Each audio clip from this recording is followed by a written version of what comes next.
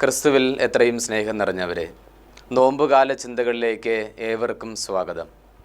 നോമ്പുകാലത്ത് നാം ഏറ്റവും അധികം തവണ കേൾക്കുന്ന 3 വാക്കുകളാണ് പ്രാർത്ഥന, ഉപവാസം, ധർമ്മദാനം. നമ്മുടെ അനുദിന ജീവിതത്തിൽ എല്ലാ ദിവസങ്ങളിലും ഈ 3 കാര്യങ്ങൾക്കും പ്രാധാന്യമുണ്ട്. എങ്കിലും തപസ്സുകാലത്ത് സഭ ഈ 3 കാര്യങ്ങളും കൂടുതലായി ചെയ്യാൻ നമ്മോട് ആവശ്യപ്പെടാറുണ്ട്. കൂടുതൽ സമയം പ്രാർത്ഥിക്കാൻ, കൂടുതൽ ഉപവാസ പ്രവൃത്തികളിൽ ഏർപ്പെടാൻ, കൂടുതൽ ധർമ്മദാനം ചെയ്യാൻ സഭ നമ്മെ ഈ തപസ്സുകാലത്ത് പ്രോത്സാഹിപ്പിക്കുന്നുണ്ട്.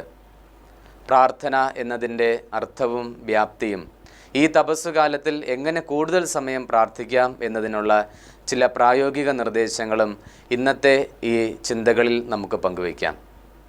എന്താണ് പ്രാർത്ഥന? ഏറ്റവും പുരാതനമായ, ഏറ്റവും മനോഹരമായ ഒരു നിർവചനം സഭ